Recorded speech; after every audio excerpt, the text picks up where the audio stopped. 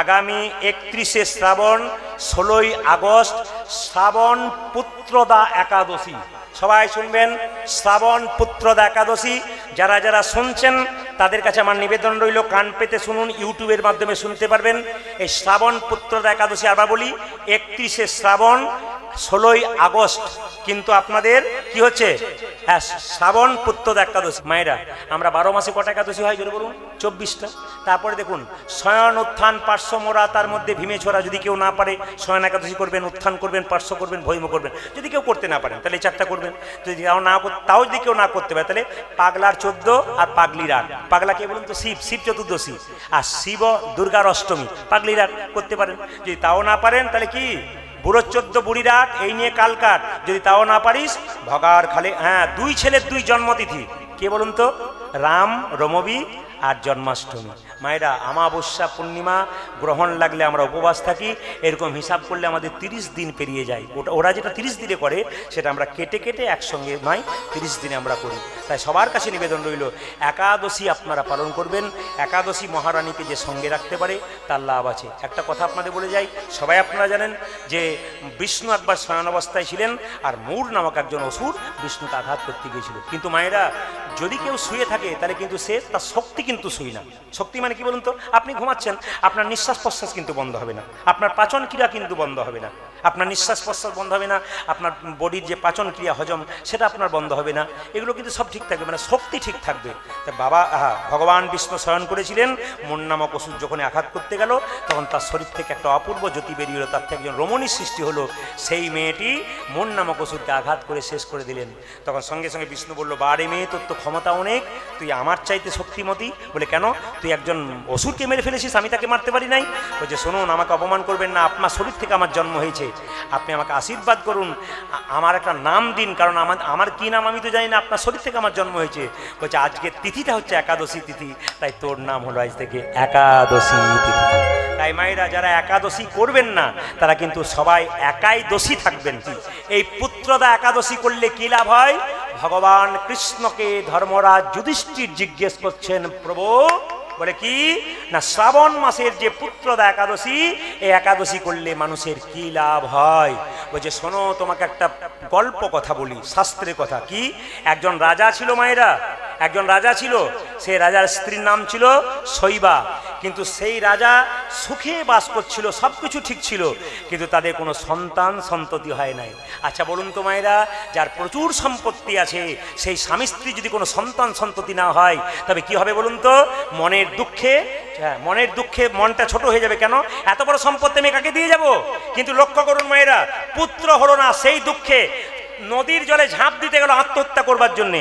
পরক্ষণে মনে মনে ভাবলো, আমি যদি আত্মহত্যা করে দিই তাহলে মহাপাপ হবে, সব তো শেষ হয়ে যাবে। তার চাইতে এক কাজ করি, আমার স্ত্রী বাড়িতে আছে, এই ফাঁকে এক বনে চলে যাই। গভীর বনে চলে গেল। হঠাৎ দেখতে পেল একটা সুন্দর সরোবর, সুন্দর সুন্দর ফুল ফুটেছে, সুন্দর পাখিগুলো গাছে কিচিরমিচির করছে। হঠাৎ দেখতে পেল কয়েকজন ব্রাহ্মণ ওখানে বসে বসে বেদ পাঠ করছে। তাদের কাছে গিয়ে রাজা কি করলো মায়েরা?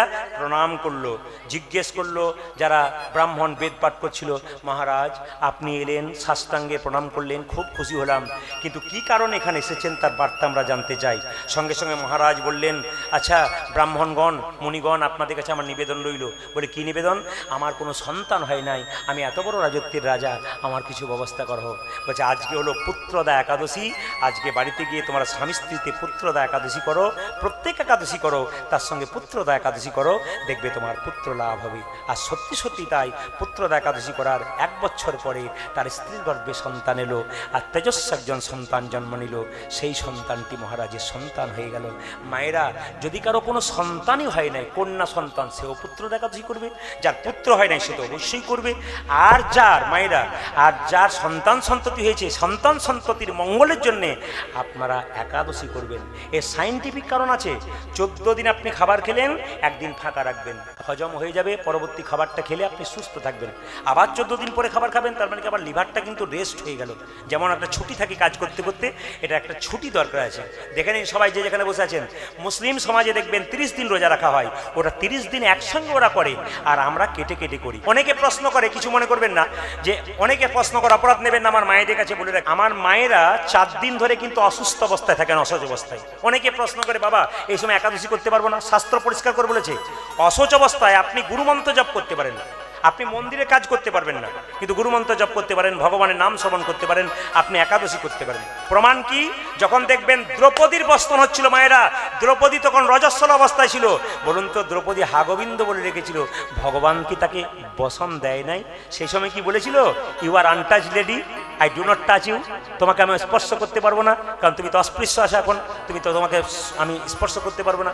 আসলে তা নয়, ওই অবস্থা আপনারা ভগবানের ভজনা করতে পারেন, কিন্তু মন্দিরে গিয়ে ভগবানের কাজ আপনি করতে পারবেন না, সব কিছুই করতে পারবেন।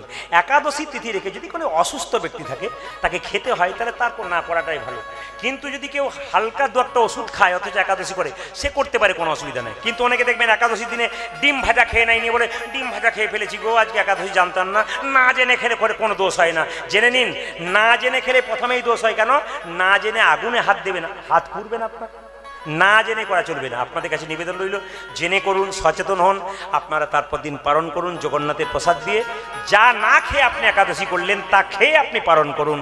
এ হচ্ছে একাদশী তিথির একটি মাহাত্ম্য। এই মাসটা কি মাস চলছে জোরে বলুন, জোরে বলুন। বেশ, খুব ভালো কথা। আজকে আমি যে লীলাটি গাইছি মাঘ মাসে নয়, কিন্তু শেষ মাঘ মাস সন্ন্যাস দিনের, কিন্তু লীলাটা আমি গাইছি কি মাসে বলুন তো, জোরে বলুন। শ্রাবণ মাস। আচ্ছা, এবার শুনবেন, শ্রাবণ মাসটা কোন দেবতার মাস? কালীর না দুর্গা? জোরে বলুন। এ তো আপনাদের মুখস্থ হয়ে আছে, আমার না বললেও হতো। আচ্ছা, শিবের, কিছু মনে করবেন না, শিবের মাস। এই শ্রাবণ মাসের কিছু কাজ আছে, আপনাদের একটু বলে দিয়ে যায়। যারা কীর্তন শুনছেন ইউটিউবের মাধ্যমে শুনতে পাবেন। এর আগে যতগুলো আমি বলেছি শ্রাবণ মাস সম্পর্কে, আজকে একটু নতুন বলে দিই। আপনারা ক্যামেরার মাধ্যমে কীর্তন শুনবেন। একটা ক্যামেরা হচ্ছে MK স্টুডিও, দ্বিতীয় ক্যামেরা হচ্ছে অহনা স্টার কীর্তন। এই দুটো আপনারা সার্চ করলে দেখবেন শ্রাবণ মাসের মাহাত্ম্য কথা আপনারা শুনতে পাবেন। অনেক নতুন নতুন, কোনো আসর একটা নতুন বলেছি, আজকে একটু নতুন বলে যাই, আপনারা মন দিয়ে শুনবেন। শ্রাবণ মাসে শিব পুজো হয়, কিন্তু শিবকে শিবলিঙ্গ পুজো হয় না অমাবস্যার দিনে। কেন? অমাবস্যার দিনে শিব শ্মশানে থাকে। এইদিকে অন্যান্য মাসে অমাবস্যার দিনে শিবলিঙ্গ পুজো করা হয় না, শিবলিঙ্গে জল ঢালা হয় না, শিব শ্মশানবাসী। কিন্তু শ্রাবণ মাসে কোনো পক্ষ নাই, কোনো কাল নাই, কোনো তিথি নাই, কোনো নক্ষত্র নাই। শ্রাবণ মাস প্রত্যেকটা দিন আপনি শিবলিঙ্গে জল ঢালবেন। কি অমাবস্যা, কি পূর্ণিমা, যে কোনো দিন আপনি জল ঢালতে পারবেন। আপনারা চেষ্টা করবেন শ্রাবণ মাসটা গোটাটাই নিরামিষ খাবার জন্য। শিব হচ্ছে পরম বৈষ্ণব, বৈষ্ণবের বস কৃষ্ণ সর্বশাস্ত্রে কয়, এই সব জানিলহ বৈষ্ণবের আশ্রয়। মায়েদের কাছে বলে যাব, এই শ্রাবণ মাসটা খুব মাহাত্ম্য আছে। চেষ্টা করবেন বাড়িতে শ্রাবণ মাস নিরামিষ খেতে। যদি কেউ গন্ডে পিণ্ডে খান, আপনার ইচ্ছা হয় বাজার গেলেই মাথা খারাপ হয়ে যায়, তাহলে শুনে রাখুন, শ্রাবণ মাসে অন্তত, শ্রাবণ মাসে আপনার অন্তত একটা কাজ করবেন, প্রত্যেকটি সোমবার কিন্তু বাড়িতে যেন নিরামিষ হয়। এই অনুরোধ আমার মায়েদের সামনে করা রইল। আপনারা দায়িত্ব নিয়ে করবেন। শ্রাবণ মাসে যতই কুটুম্ব আসুক, আপনি সোমবার দিন বাড়িতে নিরামিষ করবেন। এই দিয়ে তাকান, প্রতি সোমবার। শ্রাবণ মাসে কটা সোমবার পড়েছে? 4টে। তারিখগুলো বলে দিই, ভুলও হতে পারে, মেনে নেবেন আপনারা। কি? 6 তারিখ, একটা 13 তারিখ, একটা 20 তারিখ, একটা 27 তারিখ। প্রতি সোমবার শিবকে পুজো করবেন। কিভাবে দেখুন, তাকাবেন। শিবের মূর্তিতে পুজো করলে কোনো মঙ্গল হয় না। শিবের মূর্তিতে পুজো করলে কোনো মঙ্গল নেই, শাস্ত্র বলছে। কিন্তু শিবলিঙ্গে পুজো করলে আপনার লাভ আছে। তাহলে আপনি বলবেন শিবমূর্তি পুজো হয় না? অবশ্যই হয়, বছরে একবার। কোন দিন? যেদিন দেখবেন শিবরাত্রি, সেদিন শিবের পুজো হয়। মূর্তিতে পুজো করতে পারেন, কিন্তু একা শিবকে পুজো করবেন না। শিবের পাশে পার্বতীকে দেবেন, তবে কিন্তু পুজো করা আপনাদের সার্থক হবে। কথাগুলো খুব দামি, মন দিয়ে শুনে যাবেন যে যেখানে বসে আছেন। শ্রাবণ মাসে একটা কথা বলে যায় মায়েরা, যে যেখানে বসে আছেন, শ্রাবণ মাসে আপনারা শিবের পুজো করবেন। শিবকে পঞ্চামৃত দিয়ে স্নান করাবেন। ভালো করে শুনবেন।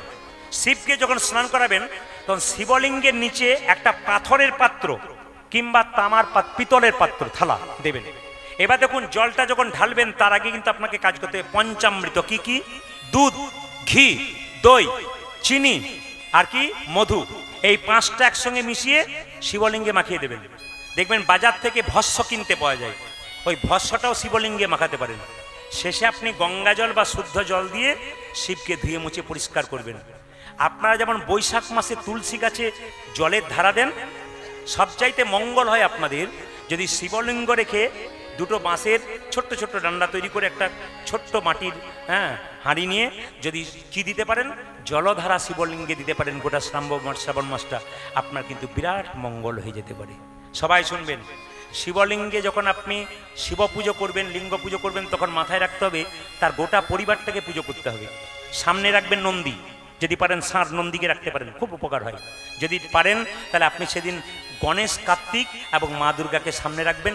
গোটা পরিবারটাকে পুজো করলে গোটা শ্রাবণ মাসে আপনার কিন্তু শুধু শিবলিঙ্গ পুজো করবেন তা নয়, আপনি সামনে দুর্গা ছবি রাখতে পারেন, কোনো ক্যালেন্ডার রাখতে পারেন কিংবা মূর্তি রাখতে পারেন, আপনি গণেশ কার্তিকের ছবি রাখতে পারেন, ওদেরকেও একটু পুজো করতে পারেন। গোটা পরিবারকে পুজো করলে বাবা শিব কিন্তু খুশি হয়ে যায়। যে যেখানে বসে আছেন, যদি শিব হচ্ছে পরম বৈষ্ণব, তাকে যদি আরাধনা করতে পারেন শ্রাবণ মাসে, আপনার কিন্তু বিরাট লাভ আছে। এই শ্রাবণ মাসটার খুব দামি মাস। যদি আপনারা পারেন বাড়িতে, তাহলে শ্রাবণ মাসটা নিরামিষ খান, দেখবেন বিরাট উন্নতি হবে। আপনি কিছু করবেন না, কিছু পেয়ে যাবেন তা বললে হবে না, আপনাকে কিছু করতে হবে। আমি আপনাদের ফাঁকে একটা কথা বলে যাই, দেখবেন টাকা বা কয়েনের মধ্যে একজন মহাপুরুষের ছবি থাকে। জোরে বলুন কি নাম? জোরে বলুন। মহাত্মা গান্ধী। এই মহাত্মা গান্ধী কথা শুনলে চমকে যাবেন। তিনি এলাহাবাদ কোর্টের ব্যারিস্টার ছিলেন, কিন্তু সকালবেলায় ঘুম থেকে উঠে স্নান করে ভগবানকে প্রণাম করার সময় বলতেন, হে প্রভু, তুমি আমাকে সম্পদ দিও না, তুমি আমাকে বিপদ দাও। কেন? সম্পদ দিলে তোমাকে ভুলে যাব, আর বিপদ দিলে তোমাকে মনে রাখবো। তাহলে দেখুন, বড় বড় ব্যারিস্টার, বড় বড় পণ্ডিত মানুষ, যাদের ছবি এখনো পর্যন্ত নোটের মধ্যে রয়েছে, তারা কত কাজ করে।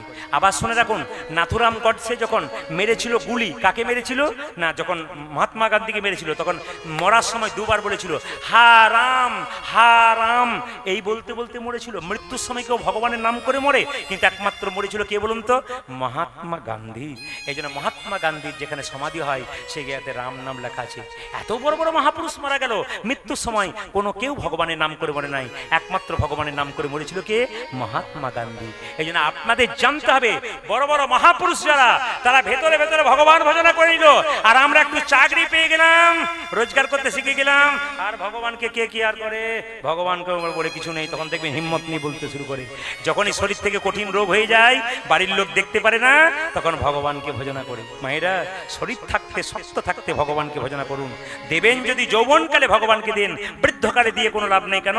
যে ফুলটা গাছের তরতাজা ফুটে আছে, ওটাই গোবিন্দ সেবায় লাগে, যেটা গাছ থেকে ঝরে পড়ে গেছে, ওটা আর গোবিন্দ সেবায় লাগে না। আমাদের বলি, আমার মা কাঁদবে, আপনার মা কাঁদবে, হতে পারে, কিন্তু মাথায় রাখবেন, ভগবানের মা কি কখনো কাঁদতে পারে?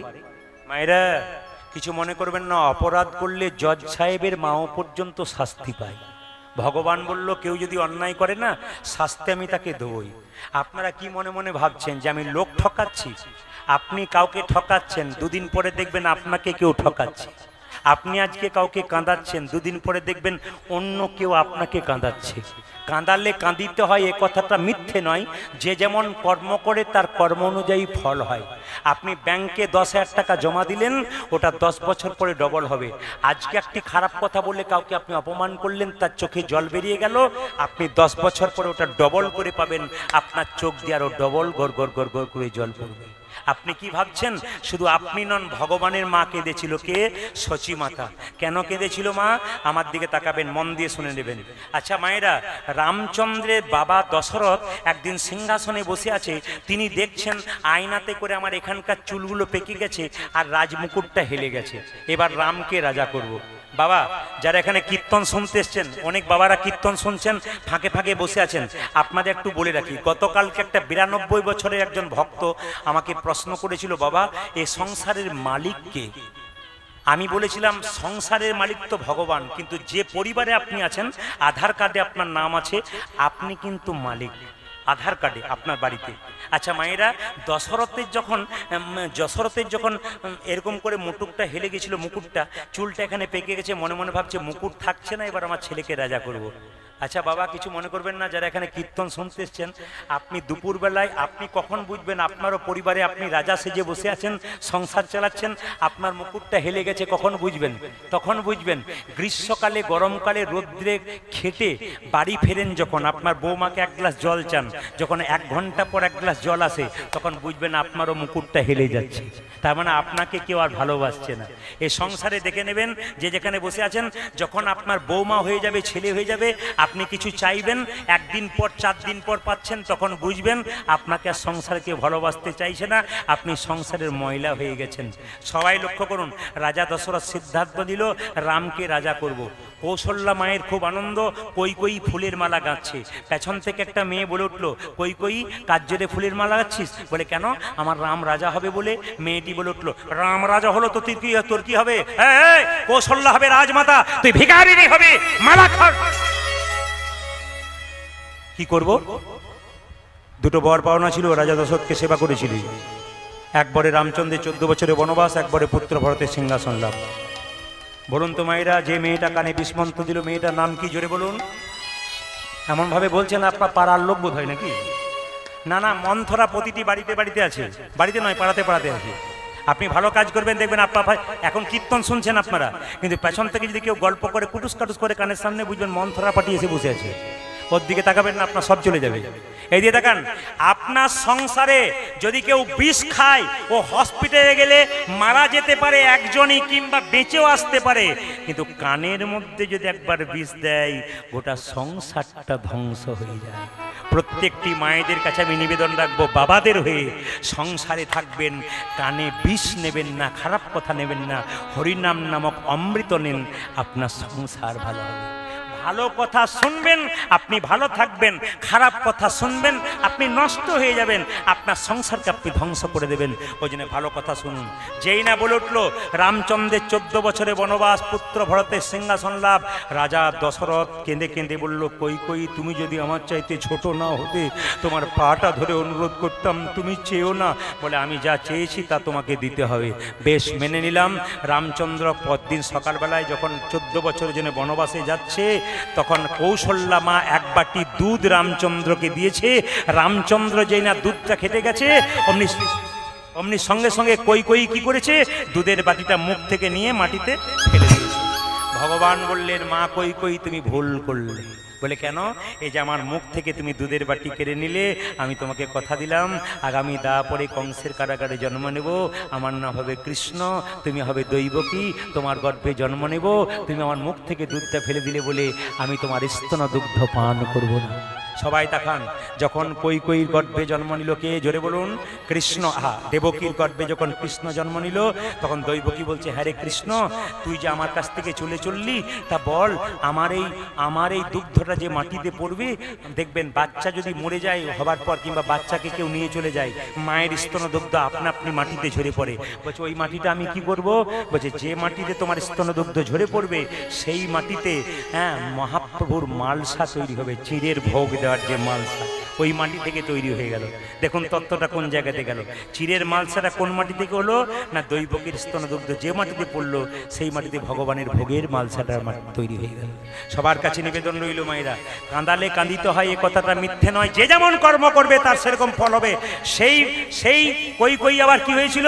এই দিয়ে দেখান, ইন্দ্রদুম্ন রাজার স্ত্রী গুন্ডিচা, 18টা সন্তানের মা, এক রাত্রিতে 18 সন্তান, মুখ দিয়ে রক্ত উঠে মরে গেল। আপনারা যদি কেউ পুরীতে যান, দেখবেন 18 নালা রূপে 18টা ছেলে এখনো রয়েছে। সে আবার কলিযুগে কি হলো? শচী মাতা, 8টা মেয়ে মরে গেল, তারপর বিশ্বরূপ সন্ন্যাস নিয়ে গেল, তারপর তার একমাত্র অঞ্চলের গুণনিধি নিমাই সন্ন্যাস নিয়ে চলে গেল।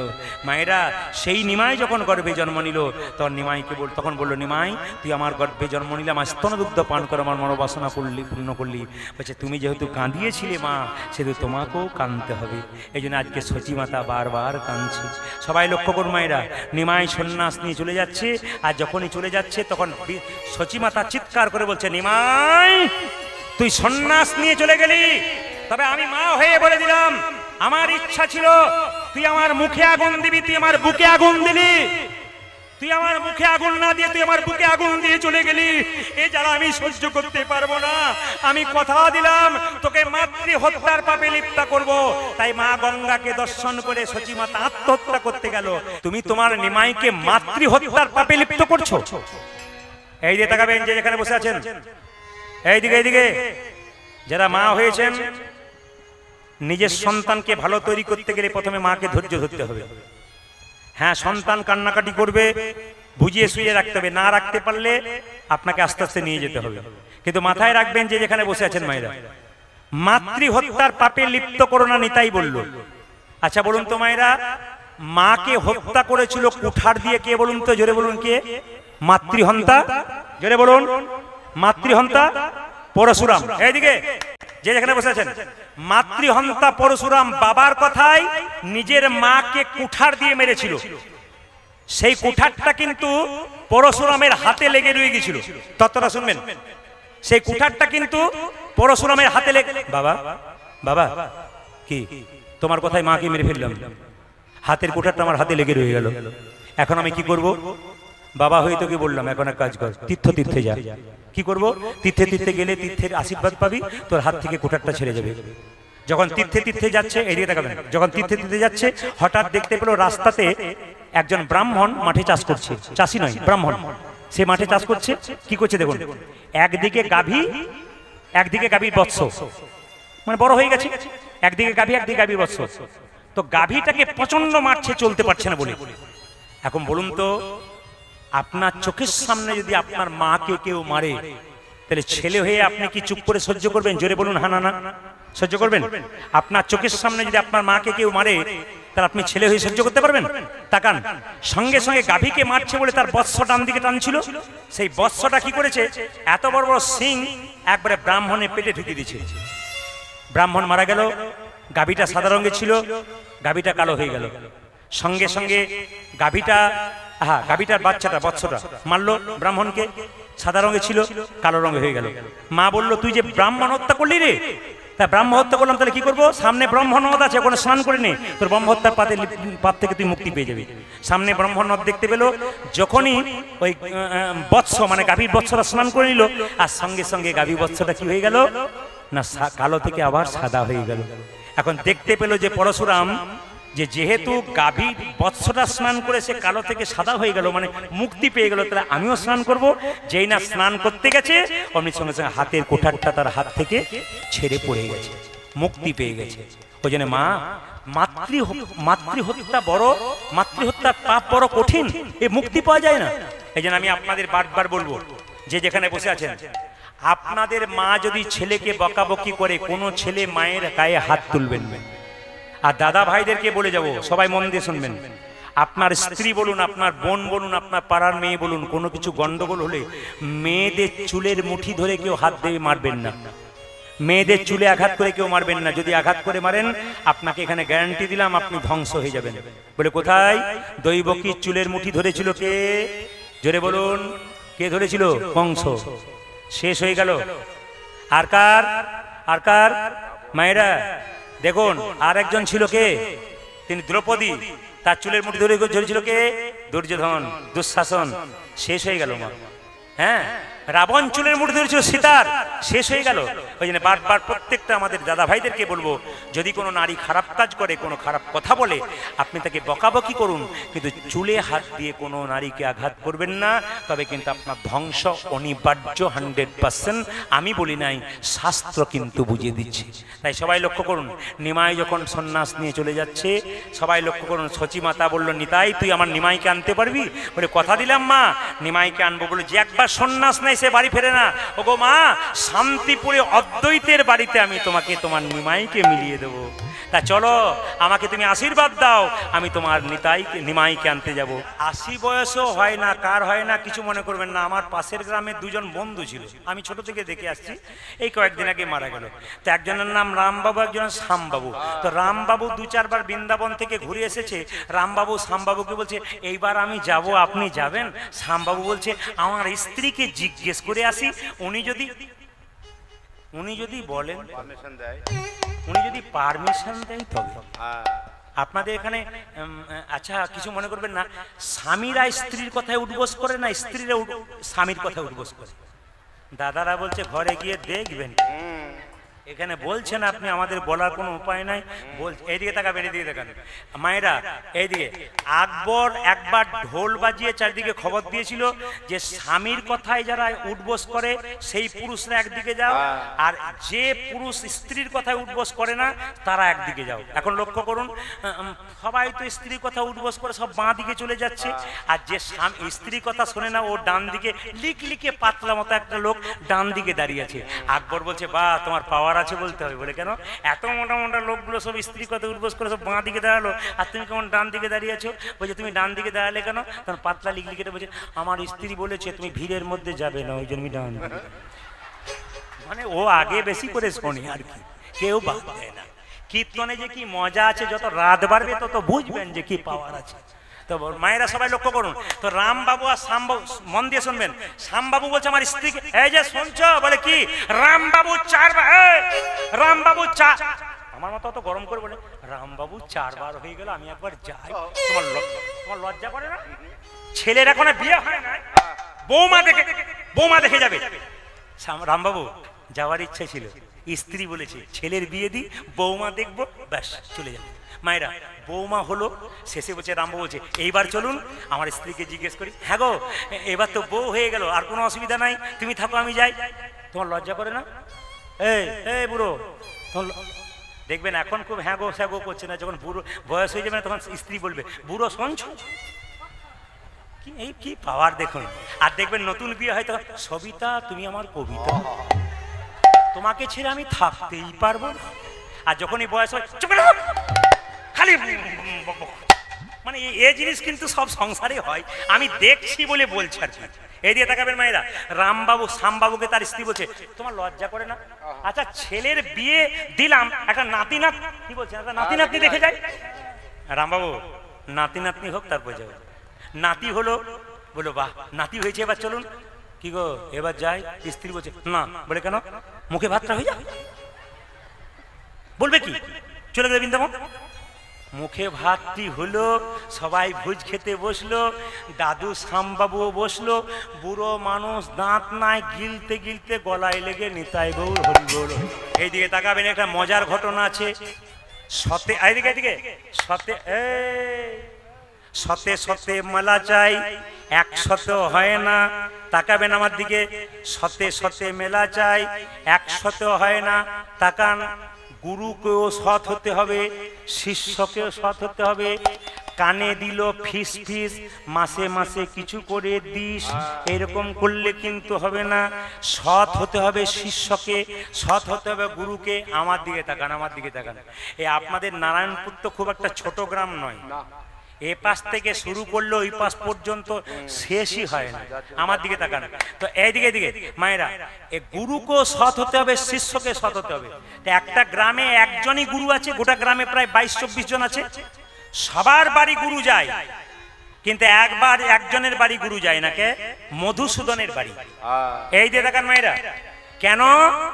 গুরুদেব, কিছু মনে করবেন না, যারা পাকা গুরু হয় তারা সবাইকে সমান দেখে, আর যারা কাঁচা গুরু হয় তারা দেখবেন গ্রামের মধ্যে যা দালান আছে, এসি আছে, তার বাড়িতেই প্রথম। বুঝে নেবেন পার্টি কেমন বটে। যখনই দেখবেন যে বাড়ি ভালো দেখলো, বড় লোক দেখলো, ওর ঘরে ঢুকছে, তখন বুঝে নেবেন গন্ডগোল কিছু আছে। আর গুরু যদি যার বাড়িতে প্রথম ঢুকলো, সে আদর করে ডাকলো, তার যদি খড়ের চাল থাকে, এসি না থাকে, ডাল ভাত শাক ভাত থাকে, ওর বাড়িতে ঢোকে, তবে কিন্তু গুরু পাকা হয়। টাকার মায়েরা যে যেখানে বসে আছেন, মধু কিন্তু খুব গরিব লোক, সবার বাড়ি গুরু যায়, মধুর বাড়ি যায় না।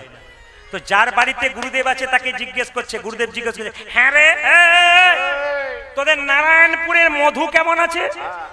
আর বলবেন না বাবা মধু না, এখন তো নারায়ণপুরের নাম করবো না, অন্য কোথাও বলি না, এখানকারই বলি।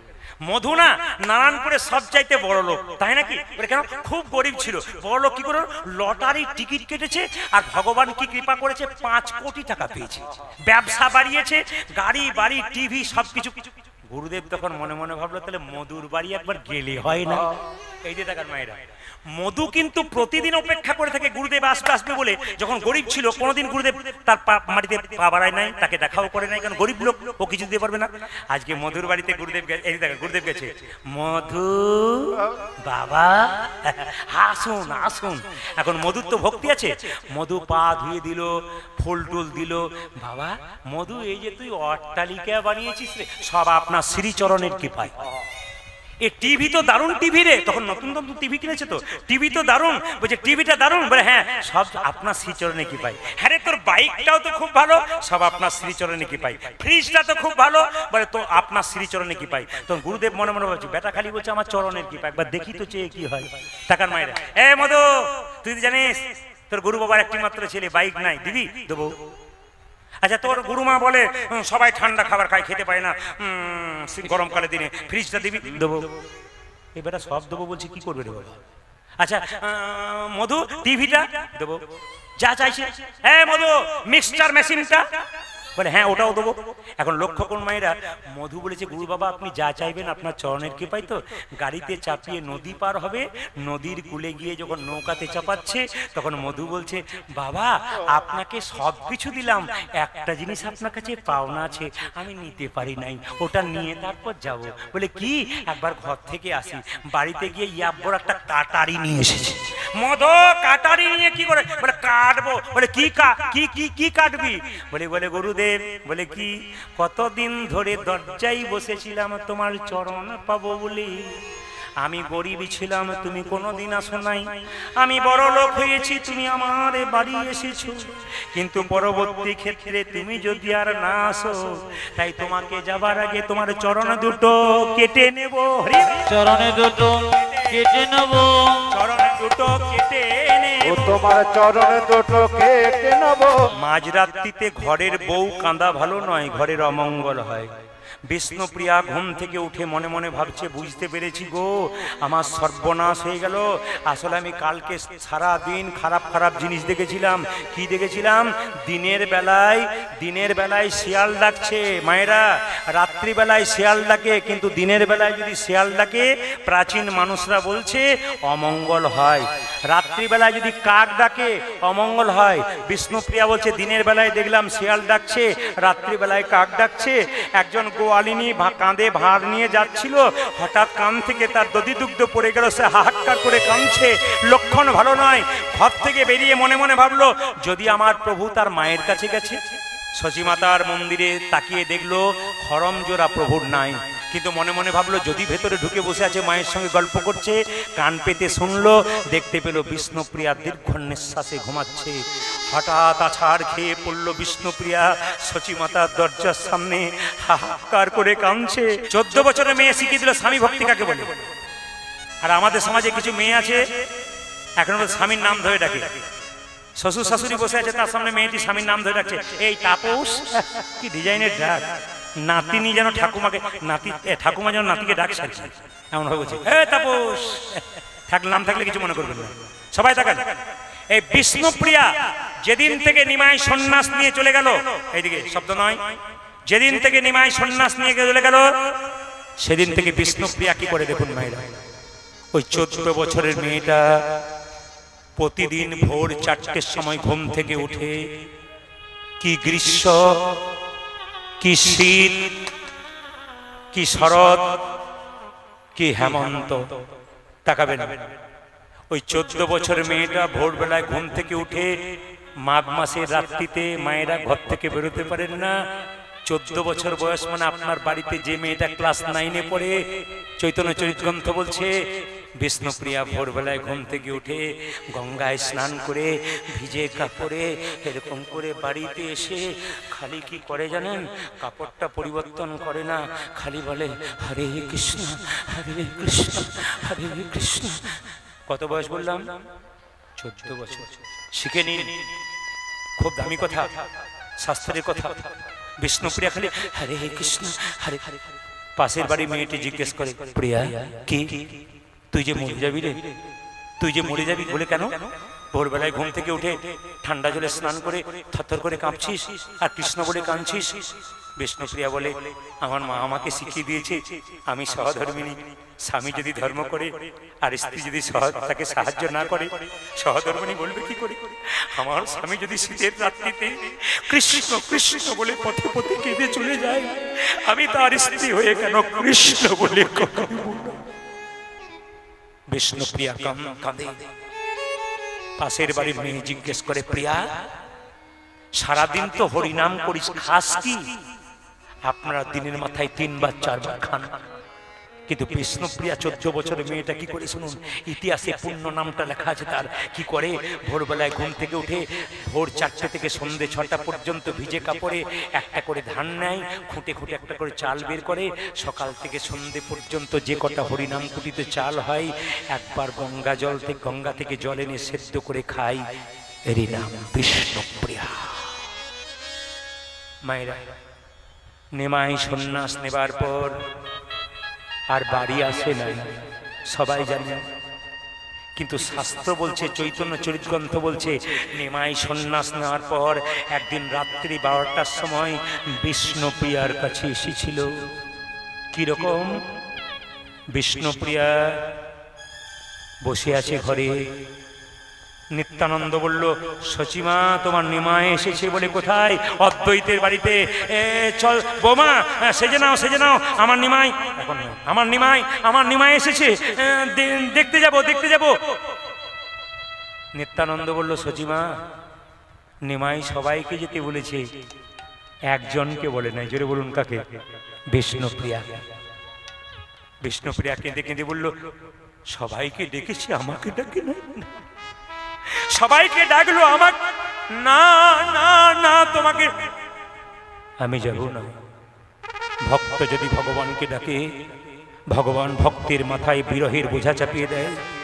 কোন ভক্ত যদি সেই বিরহের বোঝা মাথায় নিয়ে ভগবানের চরণ প্রান্ত পর্যন্ত পৌঁছাতে পারে, তবে ভগবান ভক্তের হয়ে যায়। আমি যাব না, আমি দেখতে চাই আমার ভগবান আমার কাছে আসে কিনা। সচিমাতা চলে যায় নিমাই বলে। কোথায়? শান্তিপুরে অদ্বৈতের বাড়িতে।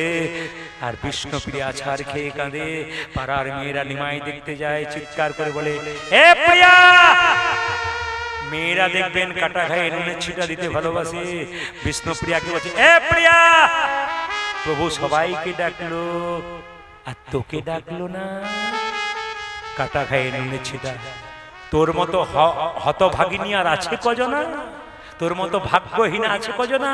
বিষ্ণুপ্রিয়া বলে উঠলো, আমাকে ভাগ্যহীনা বলিস না, আমার মতো ভাগ্যবতী হয় কজনা? বলে, কেন? যাকে দেখবার জন্য হাজার হাজার মানুষ চলে যায়, সে তো হাজার হাজার মানুষের নয়, সে তো আমার মানুষ। আমার মানুষকে দেখবার জন্য যদি হাজার হাজার মানুষ চলে যায়, তবে আমার মতো ভাগ্যবতী কজন? তুই যাবি না? না। কেন? ভক্ত যদি ভগবানকে ডাকে, ভগবান ভক্তের কাছে যায়, ভক্ত ভগবানের কাছে যায় না। প্রমাণ কি?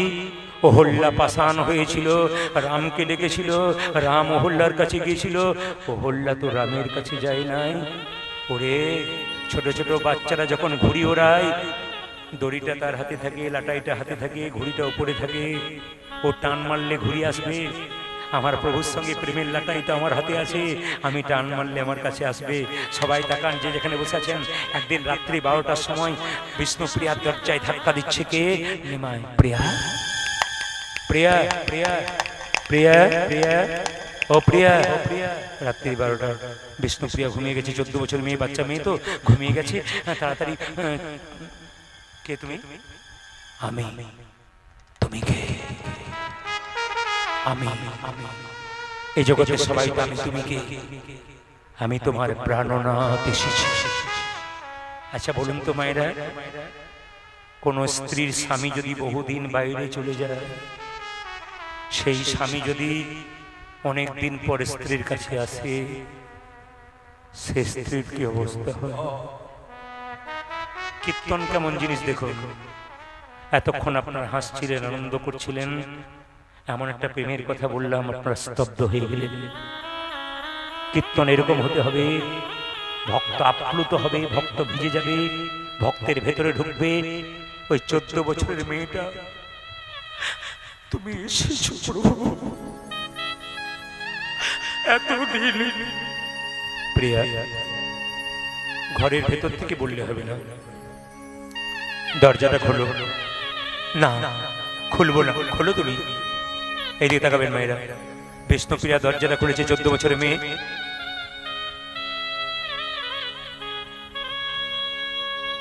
প্রিয়া,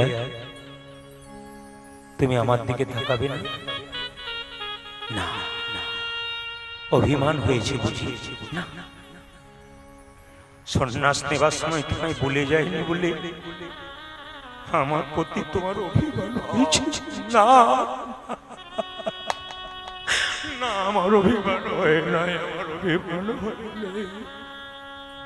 তবে তুমি তাকাবে না কেন? সাধু মুখে শুনেছি, কেউ যদি সন্ন্যাস নেয় তার নারী মুখ দেখতে নেয়।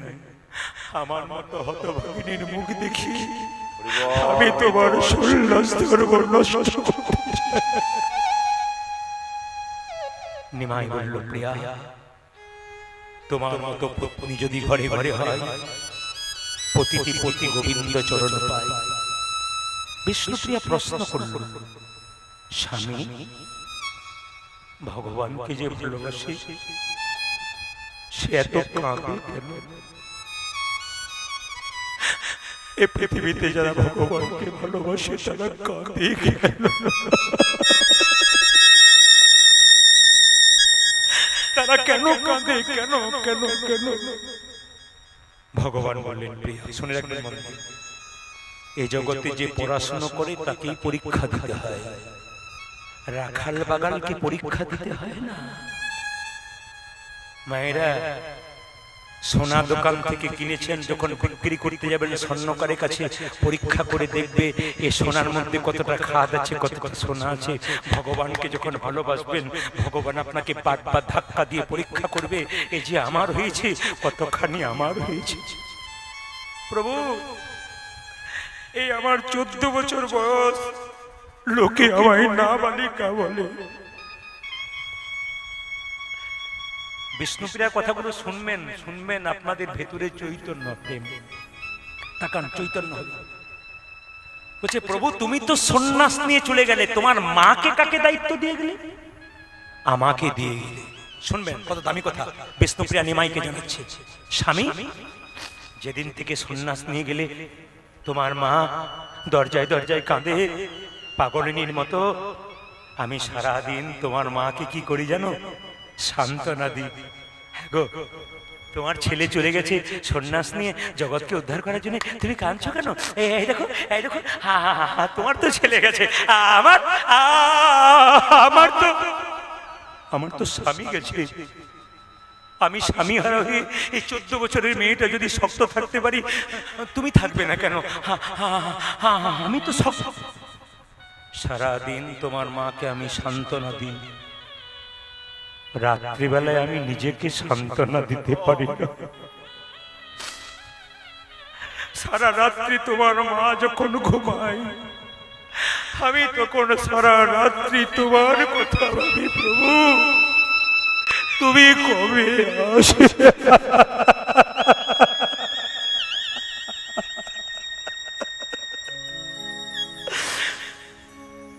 প্রিয়া, এলাম তোমার মনের বাসনা পূর্ণ করার জন্য, শুধু তোমায় দেখতে এলাম।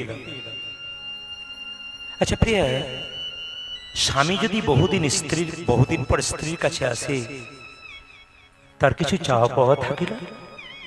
প্রশ্নগুলো দেখুন। নিমাই বলছে, বহুদিন পরে স্বামী যদি স্ত্রীর কাছে আসে, স্ত্রীর কোনো চাওয়া পাওয়া থাকে না? বিষ্ণুপ্রিয়া 14 বছরের মেয়েটা বলে উঠল, না না, আমি কিচ্ছু চাই না। কেন কেন তুমি চাও না? কি চাইবে বলো? কথা দিয়ে গেলাম, তুমি যা চাইবে তোমাকে। স্বামী, ভগবানকে যে প্রতিরূপে পেয়েছে তার আবার চাইবার কি আছে? কত দামি কথা বলুন তো। ভগবানকে যে প্রতিরূপে পেয়েছে, তার আবার চাইবার কি আছে? প্রতিটি মায়ের কাছে আমার নিবেদন রইল। একজন মা আমার কাছে গিয়েছিলেন, বয়স্ক মা। তিনি বললেন, বাবা প্রদীপ, তুমি আমার ছেলের মতো। আমার বয়স 50, 1973, 13 অক্টোবর আমার জন্ম। তো আমাকে বলল, আমার বড় ছেলে তোমার বয়সের, তো তোমার মা ধন্য করে তোমাকে পেয়েছিল যে তুমি কৃষ্ণ কথা শোনাচ্ছ। আমি কতটা পেয়েছি আমি জানি না, কিন্তু আমি আপনাদের কাছে বলতে চাই, আমার মা এবং বাবার জন্য আমি এই রাস্তাতে এসেছি। সেকেন্ড যদি কারো অবদান থাকে তবে আমার স্ত্রী। আমি যখন কীর্তন শিখি, একদিকে কলেজে পড়াশোনা করি, একদিকে কীর্তন শিখি, আমার মা কিন্তু রাত্রি 12টা-1টা পর্যন্ত রিহার্সেল হলে মা চুপচাপ বসে থাকতো। শীতের দিনে জিজ্ঞেস করতাম, ঘুমাবে না? হয়ে যাক তোদেরকে খাইয়ে দাইয়ে তারপর ঘুমাবো। পৃথিবীতে একমাত্র ত্যাগ স্বীকার করতে পারে মা। আজকে লক্ষ্মী রানী দেবী চলে গেছেন, মহাদেব বাবু এবং 3 জন বোন। একজন তো চলে গেছেন মায়ের জায়গাতেই, 3 জন বোন এখন আছেন, মহাদেব বাবু আছেন। মাকে কত ভালোবাসেন তার প্রমাণ কিন্তু ওনারা আপনাদের কাছে কাজের মাধ্যমে দিয়ে গেলেন। এই জগতে এরকম মানুষ কিছু হয় যারা শিক্ষা দিয়ে যায় আপনাদের জগৎকে, যে দেখো মা চলে গেছে ঠিক কথা, কিন্তু মাকে মনে রাখবার জন্যে মায়ের স্মৃতির উদ্দেশ্যে একটু হরিনাম দেব। আবার নদিয়া টদিয়া গেলে দেখবেন জীবন মচ্ছব দেওয়া হয়, মানে মা বাবা বেঁচে আছে তো, বেঁচে থাকতে থাকতে মায়ের নামে জীবন মচ্ছব দেবে। মা কীর্তন শুনবে, হরিনাম শুনবে, ভক্ত সেবা হবে, মানে মা দেখে যাক জীবন্ত অবস্থায় যে ছেলেরা মায়ের জন্য কি করলো, মৃত্যুর পরে যা দেখবে দেখে নেবে। আপনাদের কাছে নিবেদন রইল, মায়ের জন্য বড় হওয়া, বাবার আশীর্বাদে বড় হওয়া। আমাদের বাড়িতে আমার কুলদেবতা মা মনসা আছেন। প্রায় আমার 4 পুরুষ ধরে আমার বাবা প্রত্যেক দিন মায়ের কাছে প্রণাম করতেন আর বলতেন, মা মনসাকে বলতেন, মা তোমার প্রদীপ, আমার মায়ের মন্দিরে একটা প্রদীপ দিয়েছিল আমার জেঠিমা, ওটা যদি প্রদীপটা দিলাম, যদি ছেলে হয় আমার বোনের, তবে প্রদীপ নাম রাখবো। আমি ওকালিতি পড়তে গেছিলাম ধানবাদে, কাগজপত্র উল্টো পাল্টা হয়ে গেল, ফিরে এলাম। মা মনসা স্বপ্ন দিল মাকে যে তোর খোকাকে তুই কি করেছিস, মিথ্যা কথা বলার জন্য ওখানে পাঠিয়েছিস, না হবে না। আমি ইংরেজিতে আমি করতে গেলাম, যা হলো সব কিছু, কিন্তু রাস্তা আমার এইটাই।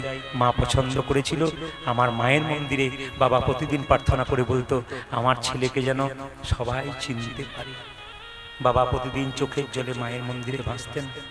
আর বাবা আমার বলতেন, আমি মা মনসার মধ্যে সব দেখতে পাই রে, কৃষ্ণ কালী সব দেখতে পাই, রাধা সব দেখতে পাই। আমার বাবার এটা অনুভূতি আর কি, যে দেখতে পাই, কিন্তু ঈশ্বর হচ্ছে একজন। ঈশ্বর পরমকৃষ্ণ সচ্চিদানন্দ বিগ্রহ, অনাদির আদি গোবিন্দ সর্ব কারণে কারণ। তাই আমি আপনাদের বলবো, কেউ মা কাঁদাবেন না। যার বাড়িতে মা কাঁদে তার কোনোদিন সুখ হয় না। শুধুমাত্র একটা কথা বলে যাব, মা হলো কেমন, বাবা হলো ব্যাংক, আর মা হলো কেমন, মায়ের কাছে ছেলে কিছু চায় না তবু দেয়। ছেলে স্কুলে যায়, 10 টাকা দরকার, মা পকেটে 20 টাকা গুঁজে দেয়, বলে এত দিচ্ছ কেন? খোকা রাস্তাতে কোনো দায়িত্বই বিপদ হবে, গাড়ি খারাপ হয়ে যাবে, টাকাটা রাখ, যদি বিপদে পড়ে যাস। এর নাম হচ্ছে মা। বাড়িতে ছেলে রাগ করে গেলে সবাই খেয়ে নেয়, কিন্তু একজন দেখবেন দরজায় বসে থাকে, তিনি হচ্ছেন মা, যে 10 মাস 10 দিন, সবচেয়ে তো লজ্জার ব্যাপার, একটা বাচ্চা একটা মায়ের পেটে 10 মাস 10 দিন থাকতে পারে, কিন্তু সেই ছেলে বড় হয়ে কলকাতায় ফ্ল্যাট কিনলে মা বাবার একদিনের জন্য জায়গা হয় না। আসুন আপনারা সবাই লক্ষ্য করুন, বিষ্ণুপ্রিয়া বলছে, স্বামী আমি তোমার কাছে কিছু চাইবো না। কিছুই চাইবে না, তবে দেবে। বলে দাও কি? তোমার ওই খরম যুগল দাও, তুমি সন্ন্যাস নিয়ে চলে যাবে, আর আমি কি করব? তোমার মন্দিরে খরম যুগল বুকে নিয়ে আমি বিলীন হয়ে যাব। আপনারা সবাই শুনে নিন, মহাপ্রভুর মন্দিরে বিষ্ণুপ্রিয়া মহাপ্রভুর খরম যুগল নিয়ে বিলীন হয়ে গেছিল। এই বিষ্ণুপ্রিয়ার অন্তর্ধান কাহিনী আপনারা সবাই শুনলেন, যে বিষ্ণুপ্রিয়া কোথায় গিয়েছিল। নিমাই তো জগন্নাথ মন্দিরে মহাপ্রভু তিনি চলে গেলেন, কিন্তু বিষ্ণুপ্রিয়া কোথায় গেলেন? মহাপ্রভু খরম যুগল নিয়ে মহাপ্রভু মন্দিরে একবারে কেঁদে কেঁদে কেঁদে কেঁদে মহাপ্রভু মন্দিরে বিলীন হয়ে গেলেন। আমি একটা সুন্দর তত্ত্ব কথা আপনাদের বলে দিয়ে যাই। এই যে আপনারা এক মনে কীর্তন শুনছেন, গীতাতে একটা বাণী আছে, কি? অনন্যাশ্চিন্তা মাং, হ্যাঁ, যে জনা পর্যুপাসতে, হ্যাঁ, তেসাং নিত্য অভিযুক্ত নাম, হ্যাঁ, যোগক্ষেম অবহম। তেসাং নিত্যবিযুক্তম যোগক্ষেম বহান্না। আপনাদের বলে রাখি, ভগবান এই কাজ করতে পারে। কি কাজ করতে পারে মায়েরা?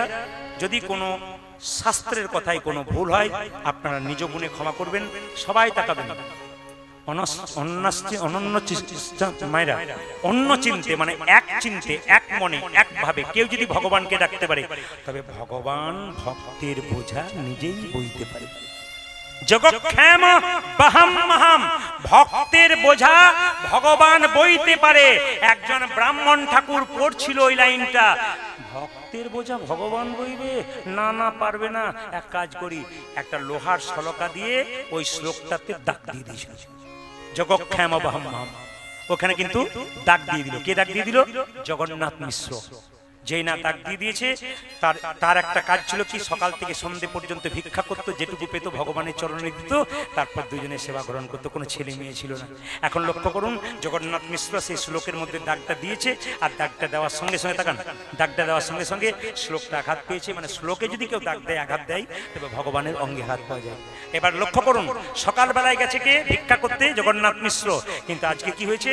এত বৃষ্টি, এত বজ্রপাত, একটা গাছের কোটরের মধ্যে চুপচাপ ঢুকে রয়ে গেছে। কে? জগন্নাথ মিশ্র। 3 দিন ধরে বৃষ্টি হচ্ছে, বেরোতে পারছে না। এদিকে স্ত্রী চিন্তা করছে স্বামী কোথায় রয়ে গেল, আর স্বামী চিন্তা করছে আমার স্ত্রী না নিয়ে গেলে খেতে পারবে না, ওগো 3 দিন ধরে উপবাসী হয়ে আছে। স্বামী চিন্তা করছে, স্ত্রীও চিন্তা করছে, একে অপরের জন্য চিন্তা করছে। আমি আপনাদের বলবো, স্বামী স্ত্রীর সম্পর্ক কেমন? হাত এবং চোখের মতো। হাত ব্যথা পেলে চোখ কাঁদবে, আর চোখ কাঁদলে হাতটা জল মুছে দেবে। স্বামী স্ত্রীর সম্পর্ক কেমন? হাত আর চোখের মতো। হাত ব্যথা পড়লে চোখ কাঁদবে, আর চোখে জল পড়লে হাত কি করবে? মুছে দেবে। স্ত্রী কাঁদছে স্বামীর জন্যে, আর স্বামী কাঁদছে স্ত্রীর জন্যে। কত প্রেম দেখুন জগন্নাথ মিশ্র এবং তার স্ত্রীর। হঠাৎ দেখুন কি হলো, 3 দিন পরে বৃষ্টি যখন থেমে গেল, তার স্ত্রী সকালবেলায় দেখলো রোদ দেখা দিয়েছে, পাখিরা আবার কাছে ফিরে আসছে। পাখিরা কি সুন্দর শব্দ করছে, আমার স্বামী বোধহয় ফিরে আসবে। মায়েরা সকালবেলায় ভগবানের পুজো টুজো দিয়ে যখন সকালবেলায় দরজাটা খুলছে, তখন দেখছে একটা সাদা রঙের ছেলে, মানে পরিষ্কার ধপধপে ছেলে, একটা কালো রঙের ছেলে। এক বস্তা ও কাঁধে নিয়েছে, কি 1 বস্তা ও কাঁধে নিয়েছে, দুজনে 2 বস্তা কাঁধে নিয়েছে। মা মা মা বলে, কি হয়েছে রে, তোরা কারা? আমরা দুজন সন্তান, 2 ভাই। তো এক কাজ করো, ওই তোমার স্বামী মানে জগন্নাথ মিশ্র, সে রাজবাড়িতে রয়ে গেছে, পুজো পাঠ করেছে। পুজো পাঠ করার পর প্রসাদ পেয়েছে, আমাদেরকে বললো প্রসাদগুলো দিয়ে আয়। বুঝছে তাই নাকি? আয় আমাদের ঘরে আয়। সঙ্গে সঙ্গে মা ডেকে দুজনকে কোলে বসিয়ে খুব আদর করতে লাগলো। কেন বলুন তো? যার সন্তান নাই সে যে সন্তান পায়, তার কত আনন্দ। ওই মায়েরা ওই দুজনকে বলুন তো, কৃষ্ণ ভগবান এবং বলরাম, 2 বাচ্চার বালকের বেশ ধারণ করে 2 বস্তা পিঠে নিয়ে বলছে, নামিয়ে নাও মা, নামিয়ে নাও। নামিয়ে নিয়ে বললো, আয় বাবা কোলে আয়, এক কাজ কর, আগে তোদেরকে প্রসাদটা দেবো, তারপর আমি প্রসাদ পাবো। ছেলেগুলো বললো, মা আমরা স্নান না করে প্রসাদ পাই না। তাই নাকি? তাহলে স্নান করে নে। যেই না জামাটা খুলেছে দুজনের, পিঠের মধ্যে দেখতে পেলো একটা কালো দাগ। যেই না কালো দাগটা দেখেছে, সঙ্গে সঙ্গে বললো, হ্যাঁ রে, কালো দাগ কোথা থেকে এলো? বলছে, জানো তোমার স্বামী জগন্নাথ মিশ্র, যাকে আমরা বাবা বলে ডাকলাম, সে কি করলো জানো? এই ভার বইতে পারবো না বলে আমাদের দুজনকে আঘাত করলো। সে আঘাতের চিহ্ন আমার পিঠে। ভগবান যে বলেছে, ভক্তের ভার আমি বহন করে নিয়ে যাই, তাই তাদের অঙ্গে লেগে গেছে। দেখুন, শ্লোকে আঘাত পেয়েছে বলে দুজনের অঙ্গে পেয়েছে। হ্যাঁ দেখো দেখি, আমার স্বামী বাড়ি ফিরে আসো, একবার বলবো তোমার কি মায়া দয়া কিছু নাই? একেই তো তোমার সন্তান হয় নাই, তারপরে তুমি ওই সন্তানকে মেরেছো। আচ্ছা আসুক, তারপর দেখাচ্ছি মজা। নিজের হাতে খাওয়ালো ভগবানকে, ভগবান নিজের হাতে তাদের মাকে খাওয়ালো। মা ভেবে যখন প্রণাম করে সেবা নিচ্ছে, কে না জগন্নাথ মিশ্রের স্ত্রী, সেবা নিয়ে যখন বাইরে বেরোচ্ছে, তখন দেখছে দুজন বালক আর নাই, আচার খেয়ে মাটিতে পড়ে আছে, অচৈতন্য হয়ে। কিছুক্ষণ পর চৈতন্য ফিরল, আস্তে আস্তে উঠছে। জগন্নাথ মিশ্র সকালবেলায় ওই গাছের কোটর থেকে বেরিয়ে এসে বলল, আমার স্ত্রীর কাছে আমি কোন মুখে যাব, কিছু ভিক্ষা টিক্ষা চেয়ে নিয়ে যাই। 3 বাড়িতে 3 মুষ্টি চিড়ে নিয়ে বললো, আজকে দুজনেই প্রসাদ দিয়ে দুজনে সেবা করবো। স্ত্রী, এগো ঘরণী কোথায় রয়েছো?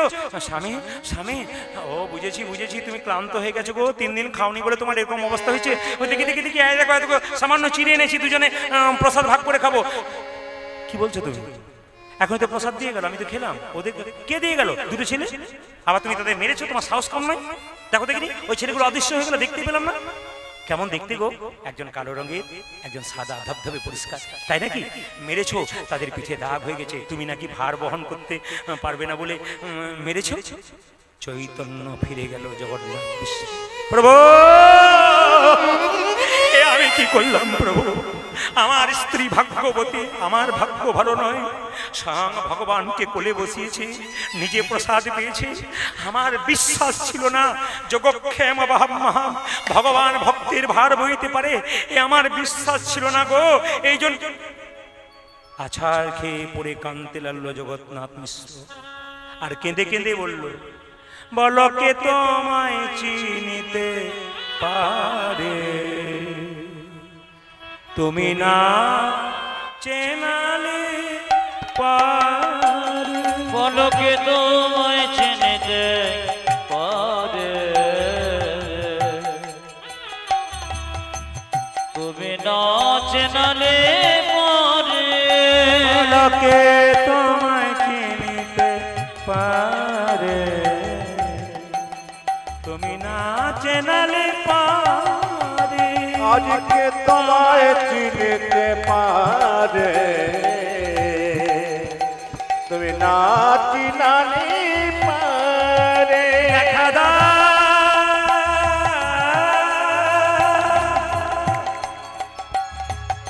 হে প্রভু, দেখা দাও, দেখা দাও, দেখা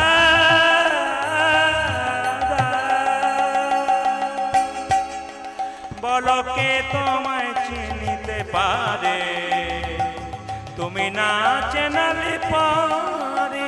বলো কে তোমায় চিনিতে পারে, তুমি তুমি না চেনালে